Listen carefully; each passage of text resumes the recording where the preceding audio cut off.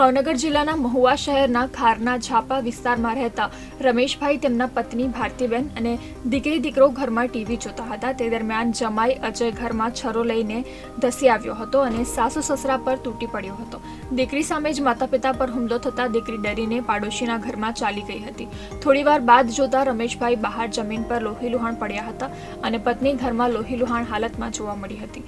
પતિ પત્નીને મોતને ઘાટ ઉતારી જમાઈ અજય ત્યાંથી નાસી છૂટ્યો હતો. જ્યારે સમગ્ર હત્યા પાછળ મોટો ખુલાસો થવા પામ્યો છે.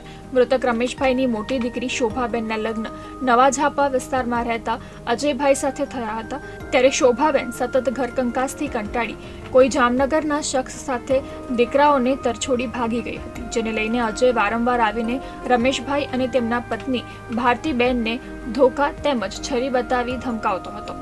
અજય તેની પત્ની શોભાબેનને પરત લાવી દેવા માટે સાસુ સસરાને ધમકી આપતો હતો અને 2 દિવસ પૂર્વે ધમકી સત્ય હકીકતમાં પરિણામી અને જમાઈએ સાસુ સસરાનું કાસળ કાઢી નાખ્યું હતું.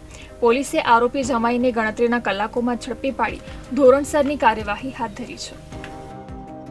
ભાવનગર જિલ્લાના મહુવા ટાઉન ખાતે 4 જુલાઈ 2025ના રોજ અજય રાજુભાઈ ભીલ નામના વ્યક્તિએ પોતાના પત્ની અન્ય વ્યક્તિ સાથે રહેવા ચાલી ગયેલા હોય એ વાતનું મન દુઃખ રાખી પોતાના સાસુ ભારતીબેન અને સસરા રમેશભાઈ સાથે ઝઘડો થયેલ હતો.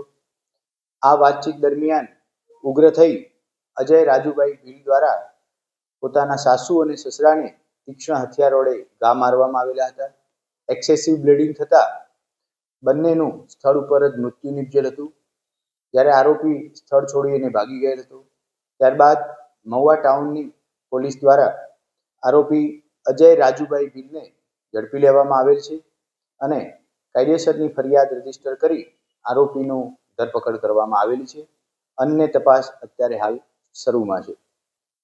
જે આરોપી છે અજય રાજુભાઈ ભીલ, તેમના પત્ની 4 મહિના પહેલા પોતાના પિયર રહેવા માટે આવેલા, ત્યારબાદ પિયરથી કોઈ અન્ય વ્યક્તિની સાથે ભાગી ગયેલાની હકીકત અત્યાર સુધીની તપાસમાં સામે આવેલી છે.